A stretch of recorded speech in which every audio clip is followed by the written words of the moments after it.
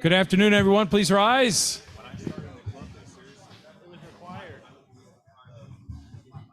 Welcome to the Cade Museum for this meeting in the garage at the Cade Museum of the Rotary Club of Gainesville here on Valentine's Day, February 14th. A lot of you wearing red. Good to see. Happy Valentine's Day to each and every one of you. My name is Tom Collette, your Sergeant at Arms. For our meeting today, just a couple reminders. Please silence your cell phones. There is a $5 violation fee if your cell phone goes off during the meeting. Greg Young is putting the hammer down, and I'm his enforcer. Guests and visiting Rotarians joining us virtually on Zoom, we want you to identify yourselves in the chat. And if you're watching this after the fact on YouTube, we ask that you register your participation with an email to info@rotarygainesville.org. We have a loaded program for you today, and we'll start off as we always do. He's here today to give us a joke, a song, and the pledge. Please join me in welcoming to the podium, Pete Enwall. Well, how can I thank you for that wonderful introduction. Today is Valentine's Day. Happy Valentine's Day to everybody. I got up this morning and my wife said, honey, I had my first cup of coffee. My wife said, honey, I got you a Valentine's Day present that is just going to take your breath away. I said, that sounds great. What is it? She gave me a treadmill. We're gonna sing God Bless America. My country 'tis of thee. Excuse me. My country 'tis of thee. My country 'tis of thee, sweet land of liberty, of thee I sing. Land where my fathers died, land of the Pilgrim's pride, from every mountainside, let freedom ring. Join me in pledging allegiance to our flag. I pledge allegiance to the flag of the United States of America and to the republic for which it stands, one nation, under God, indivisible, with liberty and justice for all. Thank you, Pete. Please remain standing for our invocation today, and it is being delivered via Zoom by Kevin Thorpe. Kevin. May we pray. Lord, we are grateful for this day and all that it means. It is a day that we've never seen before, and when it is past, we will never see again. Thank you for what this season means as we reflect on love and relationships. We thank you for our president. Thank you in advance for today's presentation. May what we do and what we say be honorable and pleasing in your sight. Amen. Amen. If you're visiting us today, please remain standing. Everyone else can take a seat. Jason Shank has the microphone out there.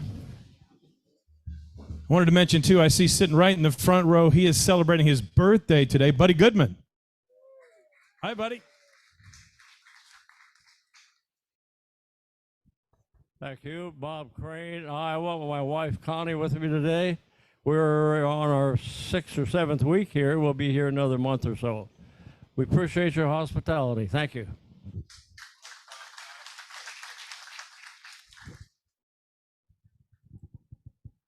Fellow Rotarians, I'm Ben Kempen. I have as my guest again today, Betsy and Doug Whitaker, longtime residents and stalwarts in our community who now reside in Mexico. A beautiful place where they have there.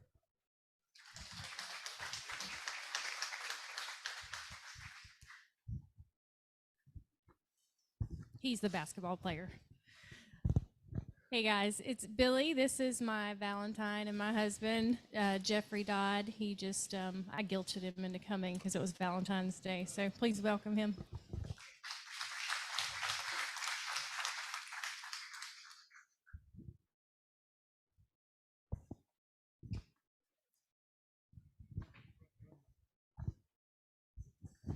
Hi, Scott Winsler here to introduce Stevie Doyle, who is the incoming Development Officer for Alachua Habitat for Humanity.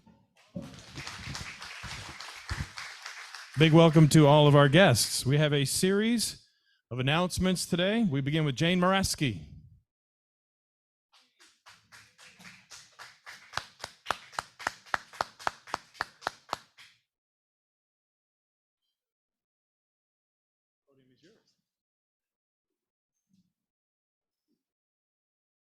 I am shorter than you. Hi, everybody. Happy Valentine's Day. I'll figure that out. I am Jane Moraski. I'm the Executive Director of the Education Foundation of Alachua County, and I put a card on your table, and on the back of it is a QR code that has a link to our foundation's website.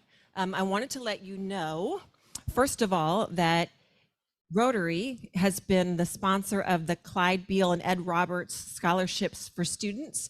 If you have seniors in your life, senior high school students, tell them the application period closes February 20th. They may want to apply for that scholarship. And also, if you scan that QR code, we are asking folks to consider joining us for the Ed Gala. It is what helps fund all of those scholarships, the Take Stock in Children program and things. It is February 25th.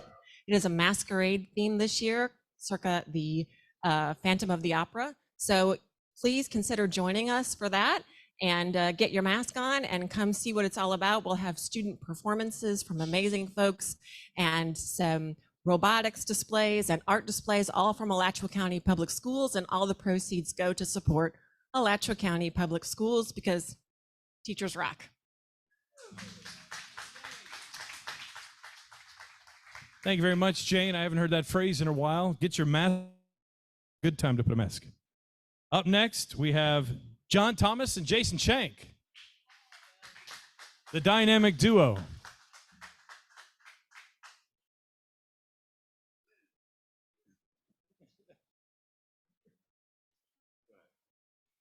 Okay, well, welcome everybody. Just a quick update. We're going to have a couple pictures that'll pop up here on the screen in just a minute. The first one we're going to talk about today is going to be the fellowship expansion that we have going on. So this is right off the back of the Fellowship Pavilion. It's really a specific area that we want to thank our sponsors. So it has the whole back side of that will have some nice lights going across it. Hopefully we'll have the decking down by then. We should have another picture coming up with a small work group that was out. Now, if you look at the work group, I'm just going to give you a quick update. I think mainly that the worker there is Wesley, and then our president. And then it kind of goes downhill from there as far as the involvement goes. There's a lot varying skills. There's a lot of jokes. We have a good time, but definitely Wesley spearheads the production. And then everybody else, you know, slowly falls in. I think TJ actually dug a hole for the first time in his life out there. But it was a lot of fun. So moving forward to our sponsors, it is a great opportunity to entertain clients, friends, and have that kind of area back there. We have an additional food line, which kind of speeds everything up. Our T-shirt has gone to production, but our sponsorships, we are still happily taking money right up to the event. And after the event, you may not make the T-shirt, but we can get you in our what we call our fellowship pavilion and in the fellowship expansion portion of that. Then the other part, I'm going to jump in and just say something for Wilbur so we don't have everybody up here. But we've got our raffles going right now. I know he's hit everybody up in this room, but specifically, I'm looking right into the camera for our folks on Zoom. If you can please just send a chat, Tom Collette will get that to our billing department, which again is Wesley, and we will get you a PayPal for the raffle. So you get to win an amazing trip, and it is a great opportunity that the Southeast Car Agency and the Cousins family has given year in and year out, and it's a great fundraiser for us. So if you haven't purchased your tickets and you're not at the meeting, we can still just put it in the chat. We'll get you your tickets. And then you can hopefully win something. So we're looking forward to that. And with that, I'll turn it over to our feasts. Question for in the back. So if you want to buy 1,000, that's not a problem. We'll print more. There's no limit. You can get as many as you want. So it's an amazing trip. So thank you for that question. With that, I'll turn it over to our feast master, JT. Thank you, Jason. I just want to say thanks to Jason and the rest of the sponsorship committee. We are doing really well on sponsorships, and in our sponsorship packets are in the back for you to pick up if you sponsor this year. We've got plenty of tickets still. We really need to drive those ticket sales as well, and We'll be sending out some volunteering information coming up this week so we can get all of our different areas of the feast well handled for volunteers. But other than that, look forward to seeing everybody at the work party the weekend before, on that Saturday.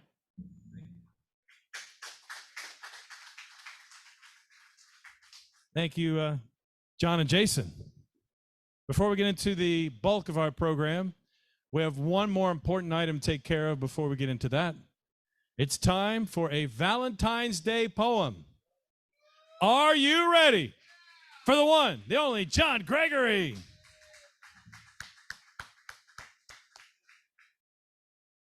Well, today I want you to pick up that piece of paper that I put on your table because we're going to sing. Yes, we are. Okay, let me go through it and then you'll be able to pick it up, all right? Oh, where has that old Cupid gone? Oh, where can he be? With my love, life short and my night so long. I need him so desperately. Okay, let's try it. Oh, where has that little Cupid gone? Oh, where can he be? With my love, life short and my light so long. I need him so desperately. I look in the mirror and what do I see? A bright shiny head where hair used to be. My teeth aren't my white and my skin's wrinkly. Miss Wonder, my wife, is still friends with me. Oh, where has my little Nathan gone? Oh, where can he be? With my love, life short and my night so long. I need him so desperately. The kids are all grown with their own family. They act as though they don't even know me, but let them run out of their annuity. I'm now their best friend. Can you send some money? Oh, where my little... Well, where can he be? With my love, life short and my night so long. With pennies, I started my own company. I remember that I just turned 23. I built up the firm, made it best as can be. Now I go into work and they say, who's he? Oh, where has that old princess gone? Oh, where can he be? With the life cut short and my night so long. I need him dressed much to be. As I sit in front of the color TV, in works my love, my heart seeks to be. She braces her hand on the end of my knee. Cupid's been there all along with me. Oh, where has that old Cupid gone? Oh, where can he be? With my love, life short and my night so long. I need him so desperately. So the moral is this: when you feel less than glee, you think to yourself, oh, woe is me. Remember that there's much love as can be, at home, at work, and of course, Rotary.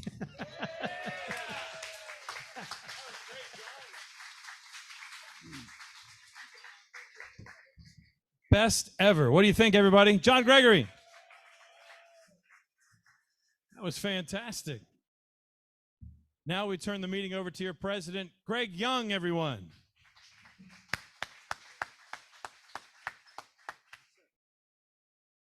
Thank you so much, everyone. Good afternoon. It's great to see everyone. I want to thank Chip Immel. Chip, raise your hand. He was our parking attendant extraordinaire to get all of us in here because they were having the City of Gainesville. Yeah, give them a round of applause. The City of Gainesville was having their State of the City address. So that's why the parking lot was full over there. So anyway, we're moving on. Thank you, Chip. At last night's board meeting, we voted on 2 new members to be into the club and accepted into the Rotary Club of Gainesville. And I believe one of them may not be here tonight, or today, excuse me, but is Tim Warfel here? Warfel? No. Okay, neither one are here today. Oh, Tim, there he is. Well,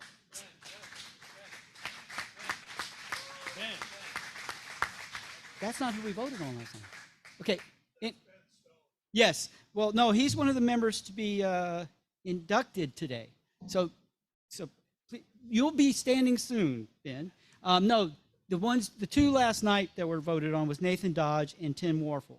So new members to be inducted, which is actually where it leads me to. Good segue. Thank you, Ben. So new member induction ceremony. We have a lot. We haven't done one in a while. So we have a number of people to recognize that have not received their pin, Rotary pin. And so we're going to start on that process. And my MC right here, here's the list, and there's the, I will help you on that.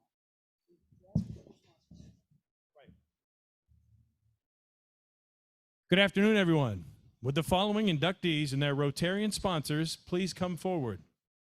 Daniel Alvarado, Jean Chalmers, Marion Colburn, Sarah Duswall, Byron Flagg, Paul Gibbs, Ernest Hall. You didn't give me a pronunciation guide for this one. Iffy? Is Iffy here? Okay. Ken Mears, Rich McGraw, Marcia Kiner, Mary Beth Kosmicki, Sarah Owen, Lee Purvis, Brett Saunders, Ben Stone, Kim Tanzer, and Teresa Wilson.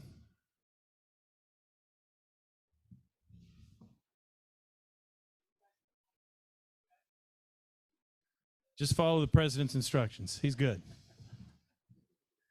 Fellow Rotarians, as a member of the Rotary Club of Gainesville, it is my privilege and pleasure to formally induct and welcome new members into our service organization. The people who stand before us today have indicated their willingness, interest, and determination to help enhance the quality of life in our shared community.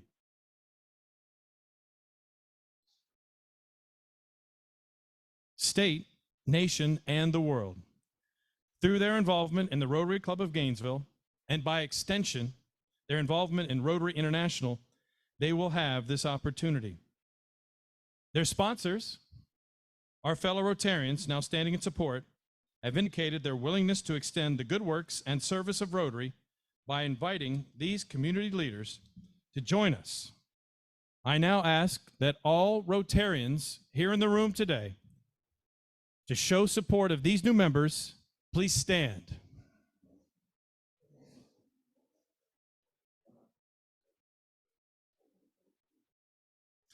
To our inductees, the object of Rotary is to encourage and foster the ideal of service as a basis of worthy enterprise. The Rotary Club of Gainesville has been serving this community continuously since 1918. Quite a length of time. By coming before us today, you have shown your commitment to helping continue the work of Rotary by embracing the ideal of putting service above self. It gives me great pleasure to welcome you all as members of the Rotary Club of Gainesville. I encourage each and every one of you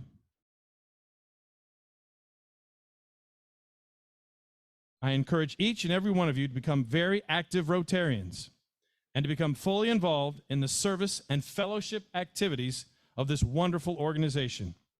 Our president, Greg Young, will now present you with a Rotary pin and Rotary membership certificate. Ladies and gentlemen, congratulations to all of our new inductees and welcome to the Rotary Club of Gainesville.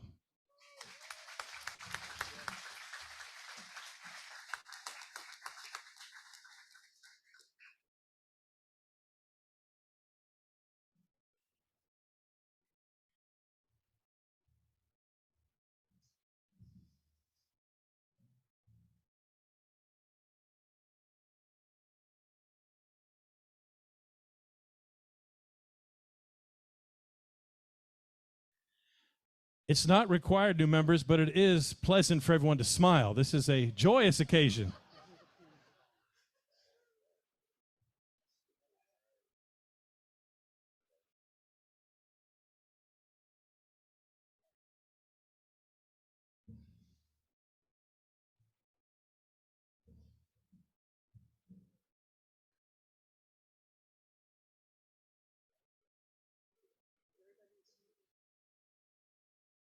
countdown? Are they putting them on now?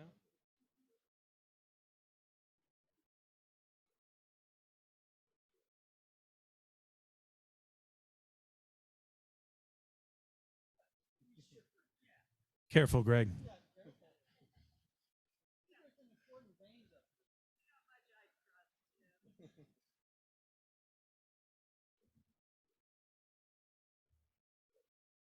How about one more big Rotary Club Gainesville round of applause for our new members being inducted today, everyone.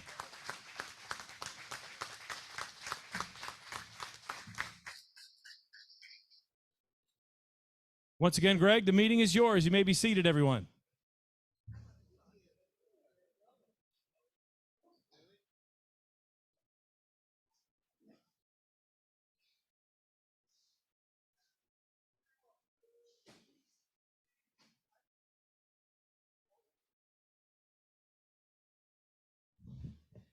Thank you, everyone. That's a special ceremony, and I hope you all understand the significance of that. That's a big deal in Rotary to be inducted into a new club. So thank you all. And Jean, thank you for trusting me to put the pin on your turtleneck there. I feel honored. Steady hands, steady hands. All right, well, good afternoon. I've said that before. Now we're moving on. And I would like to bring up program chair for this club, Joe Coffin, to introduce today's speaker.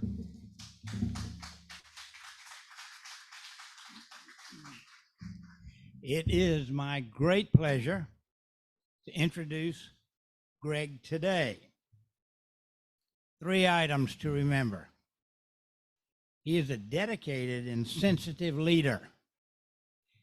He's a personal friend of mine and yours. And he's deeply committed to this club and this community. Greg? Joe. Thank you, Joe. Yeah, Joe is a very good friend, and I am honored to have that. Yes, Joe?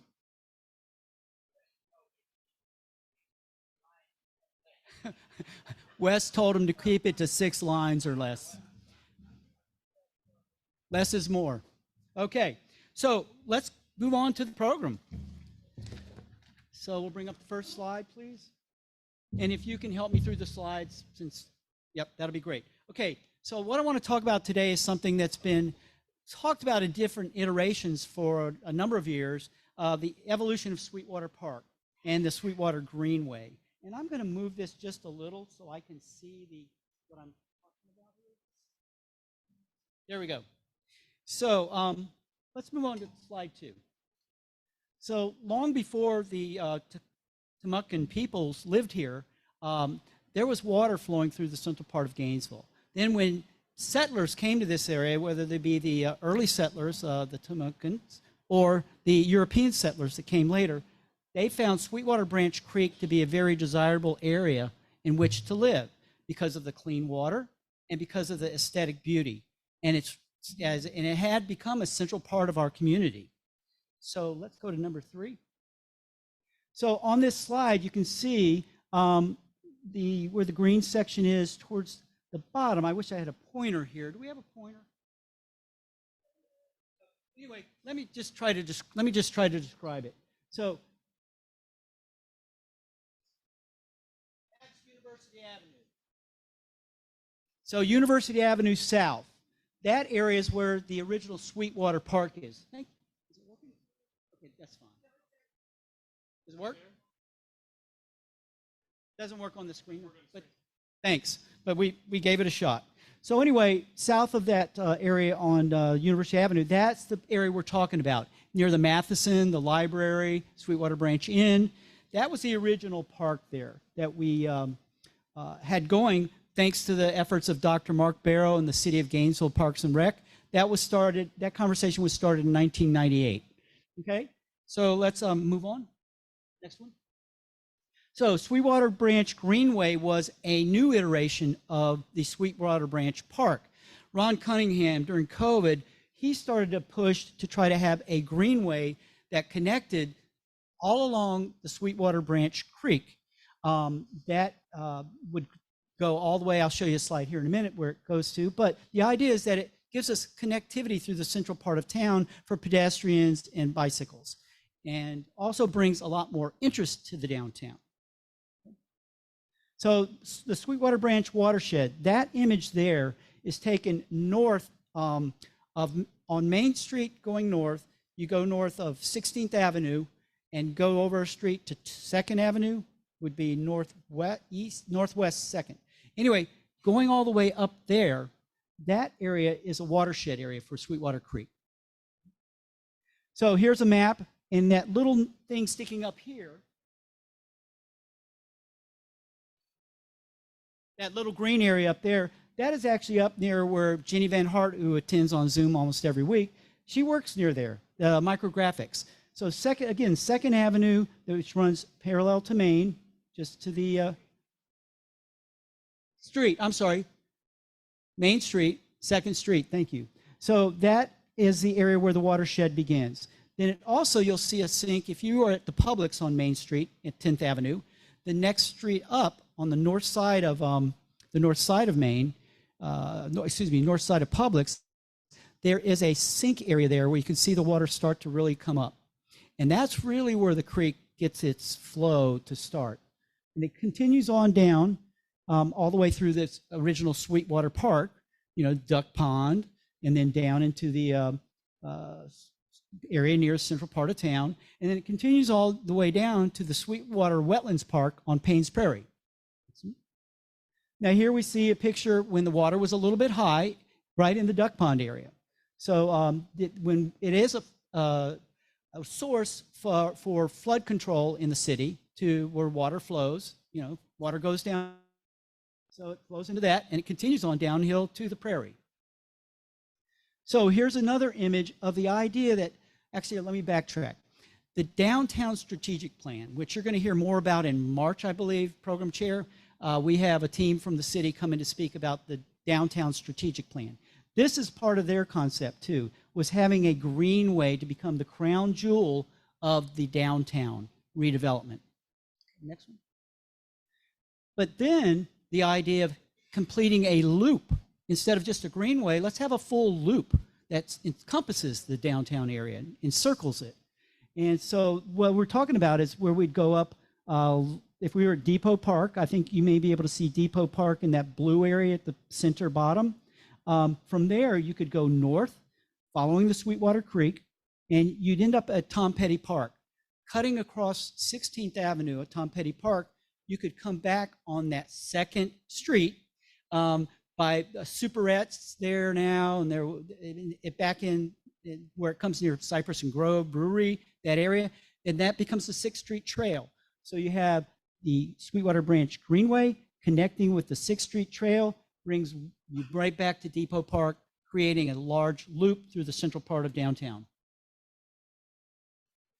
All right, so the Greenway Loop, offers a unique opportunity to connect the city, but it also connects neighborhoods that have been a bit separated because of socioeconomic class, just the past. So this is a great way to bring communities together in a broader community. So that's one of the missions of this. So again, this talks about how railroads, they divided neighborhoods. You've heard on the other side of the tracks, that saying. Well, it comes from somewhere because railroads often divided communities one side versus the other. And so now this idea is to help bring those communities that may not have been connected in the past together. Next slide. So this also talks about how big a part of railroads were to Gainesville. One of the reasons why Gainesville really developed was because of rail travel.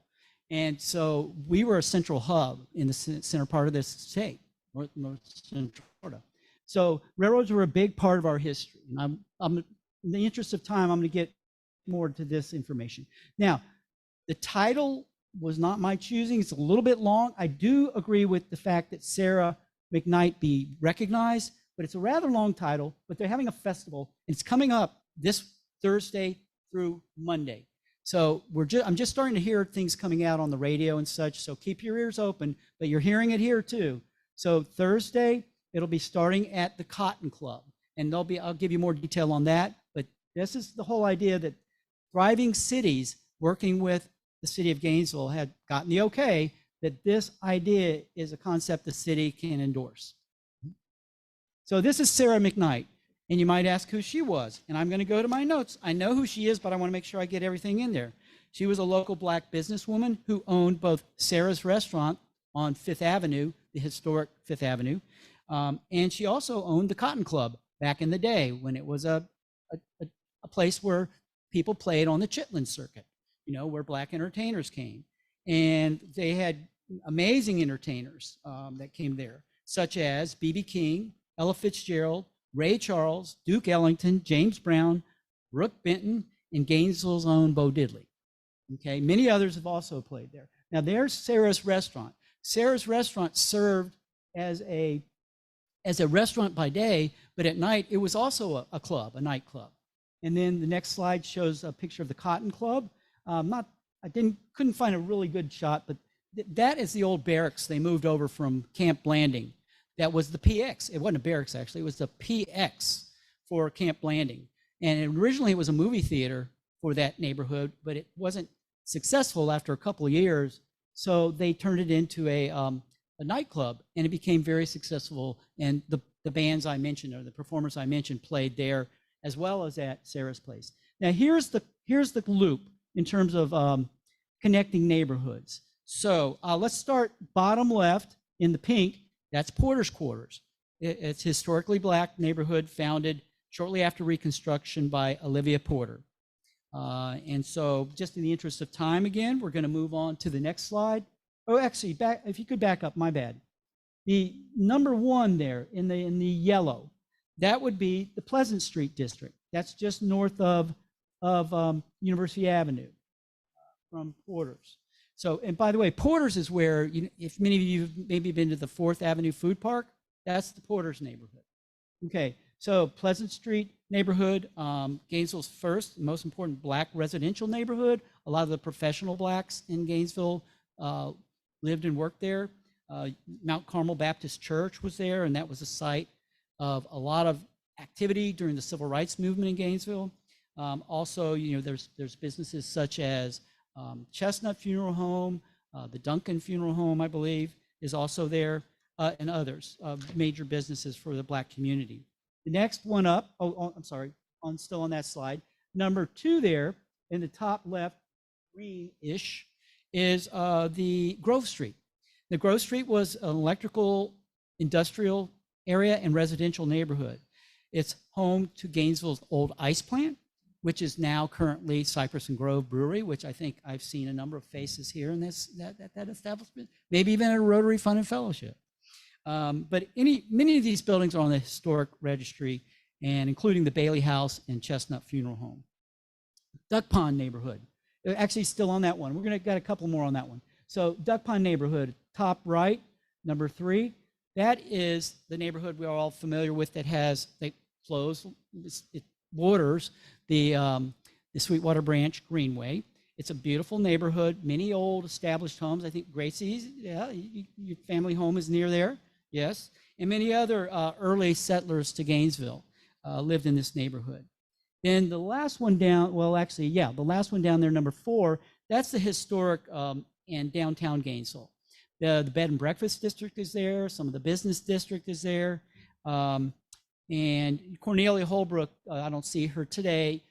She owns Sweetwater Inn, which is a major bed and breakfast in that district. And as we all heard recently, her mother passed away recently, so she's been a little bit taken away, and understandably so. Okay, now the next slide. Okay, on number 6 there, Depot Park in the Power District. So, I mean, we're looking at it right that way. That's Depot, that's Cade Museum, Depot Park, and the Power District is just north of that. That's an area that the city has grappled with for a number of years. They've had consultants in the past that didn't pan out. They're going to be revisiting that down the road. But the Greenway is a very doable project without having to do a heavy lift in the Power District, which is going to be a great opportunity for Gainesville to really build that central part of town. I think that's going to be a huge thing. Now, down here, number 5 is an extension. Mike, would you like to share with us? You're going to uncover a brownfield? Okay, that's what they did over here too, right? There was a whole brownfield here at Depot Park, and people said that couldn't be done, but it's there. So Spring Hill, number 5, located between Depot Park and Williston Road. So it's just to the east of Depot Park. That is a really underserved community. That's where the Cotton Club is. They historically don't have a lot of civic organizations in that area, but this Greenway will really help to put them on the map, bring people into their community, bring, activity, economic activity. So they're really excited, and I'm really excited for this, along with many others on our team. Okay, next one. So the festival loop is going to follow that trail and connecting all the downtown neighborhoods. Next one, please. So these are the endowments, the 6 endowments of a thriving city. Okay, and we've talked about this before. Many of you were here when Ty Buckman came and spoke to our club about the Thriving Cities concept. Basically what that is you have these major endowments. And when I say endowments, they're civic and community jewels that make a community active and vibrant and thrive. So these are the things that we want to invest in as a community to get the most out of our endowment. It grows, it becomes bigger, it makes things better for everyone. So we have the truth, which is primarily education and training programs. We have the good, the philanthropic, religious, nonprofits. We have the beautiful, which is culture, arts, music, architecture. The just and well-ordered is the local government and civic like the Rotary clubs and other civic clubs. The prosperous is the economic activity and the vitality of a city. Without that, communities don't thrive. Sustainable, now the balance. You have to have sustainability. You also, not only in terms of the economic activity, but also, environmental and health and human well-being. Next one. All right, so doing okay. So Pleasant Street and Fifth Avenue Historic District, there's churches. And we have the new Blunt Center there on the corner of 6th and University Avenue. And then on bottom left, you see part of the 6th Street Trail. Again, we see churches that are in the neighborhood there. Next one, please. Grove Street, I think left one there. A few of us have been in that room at Cypress and Grove. To the right is another area where water comes up, seeping up from the ground, that is part of the headwaters of the Sweetwater Branch Creek. And next one, please. The historic Duck Pond neighborhood. Of course, the Thomas Center, where they had the recent swearing-in ceremony for our city government leaders and the city commission. There's a beautiful picture of the way the creek runs through the central part of town. And the next, please. Historic Business District and Government Center. As you see, the Hippodrome, Sweetwater Branch Inn. The picture on the bottom right is a little playground that's in Sweetwater Park currently, but could be so much more and much more well attended. The idea here too is that downtown doesn't get a lot of foot traffic, other than people might just be going to work really quickly. But it doesn't get a lot, especially even on weekends, it doesn't get a lot of activity of people wanting to flow through there because it's attractive and safe.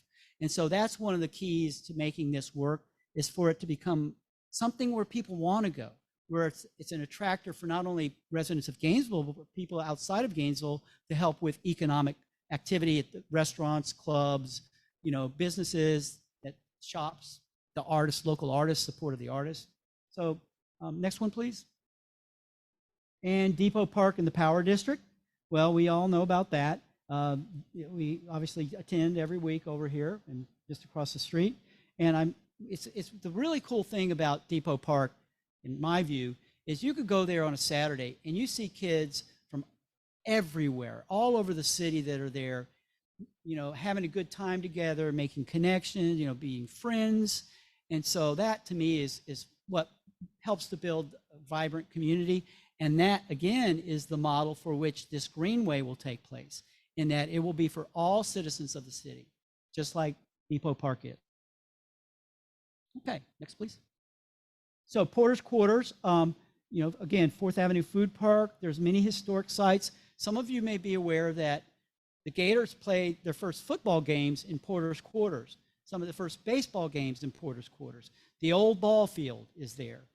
So if you ever get into Porter's Quarters, look, there's a plaque in there near S&S Cleaners, and it talks about the old ball field. So there's a lot of interesting history in Porter's Quarters.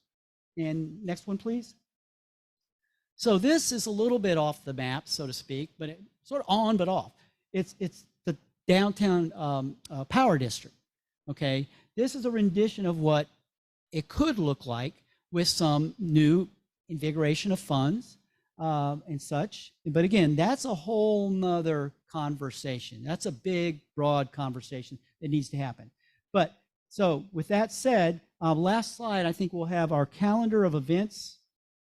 Okay, this is the calendar of events. So on day one, starting at Spring Hill at the Cotton Club, and these are in the evening, afternoon, at least on the weekdays. Then Friday, same thing. It's an evening in the Power District area. They're going to be doing a lot of lighting of buildings and such and make it very festive. As I learned from the local artists, they're going to activate the neighborhood. Okay, I don't know how many of you guys use that word every day, but I hadn't. But they're going to activate it. So in day 3 is Saturday. That's going to be Pleasant Street and 5th Avenue. And Porter's is going to be included next year. There was just some planning issues, so they didn't get included. But they will be next year. But Pleasant Street on day 3, which is the Saturday, and that'll be a morning and into the 5th Avenue area as well, morning into the afternoon. Then on Sunday, it'll be the Duck Pond area, which is also known as the Northeast Historic District. And then the Southeast Historic District, just south of University Avenue, is going to be in the area where the current Matheson property is and the current Sweetwater Park is. Okay, and then on day 5, going to finish up with the Grove Street Farmers Market on Monday. And I should say on day 1, there's also some collaboration with the Cotton Club and right across the street now, called Caddy Corner, called South Main Station, Heartwood. Many of you know it as Heartwood, but they're going to be part of that kickoff night. So with that, I just want to say keep your eyes open for any possibilities of collaborating or at least supporting this in the community. And now I'd open it up to questions if you have any questions here in the last few minutes.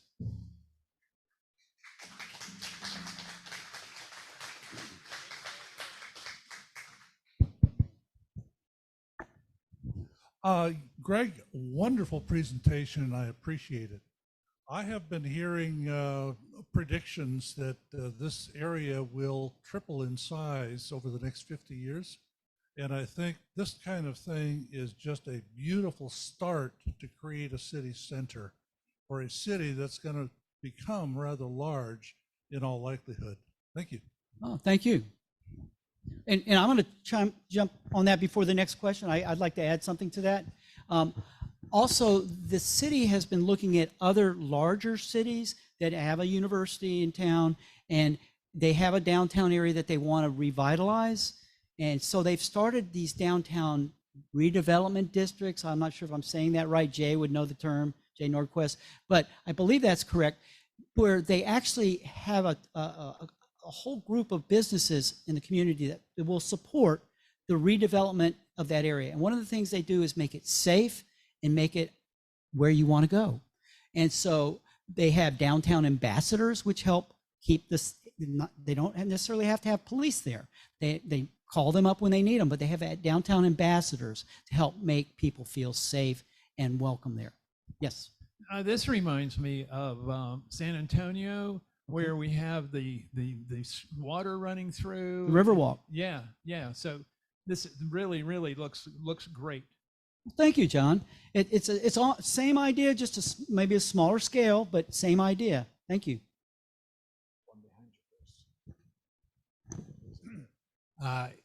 Has the total length of the loop been measured? Do you know what that measurement is? I'm sure it has. It's probably like about a 2.5 to 3 mile loop maybe, but that would be I'm sure there is a number. I just haven't, I can't remember it offhand. And Bob, I'm thinking we're going to go, you'll be our last question. Not a question, but Sunday is the day at the Matheson where we're participating in this. We are right at the heart. In fact, I would call it the downtown jewel on the south side of East University Avenue, right where we need a crosswalk across the street connecting the duck pond. And if the library, is anybody from the Alachua County Library in this group? Need to talk to them, because if they would open their face on the east side, open up the stream between us and the museum, that would become a beautiful area. Thank you, Bob. And I appreciate the work the Matheson is doing, and you're doing a great job as president there. And by the way, later on, we're going to be having a fun and fellowship there. It's being planned to see the Great Southern Music Hall exhibit. That's outstanding, best exhibit ever at the Matheson, I guarantee you. So, closing, I want to thank everyone for joining today. Please join us next week when our presenter will be Frank Wells. He is the president of Bright Community Trust, and Bright Community Trust was actually selected last year by the city of Gainesville to serve as its community land trust. So I hope you can join us for that very interesting talk. Please keep in mind that I hope to see you somewhere on the Greenway loop this weekend. So again, that's Thursday through Monday. So quote of the day, I've got two ones. I can't stop with just one. Cities have the capability of providing something for everybody only because and only when they are created by everybody. And here's a nice one, succinct. What is a city but the people? William Shakespeare. So on your way out, please see Wesley for tickets, Wild Game Feast tickets. If you have questions about purchasing them or how many you need to purchase, I think there were some questions that were asked. How many do I need to purchase all these? Please ask Wes, and we can clarify that for you. It is our major fundraiser, so we try to get people to either buy or sell them to help support our club, to support community, the foundation, to support institutions out there, nonprofits in the community, which we have 3 this year we're supporting. Okay, so with that said, the last 3 digits of the raffle number are 668, and we are adjourned.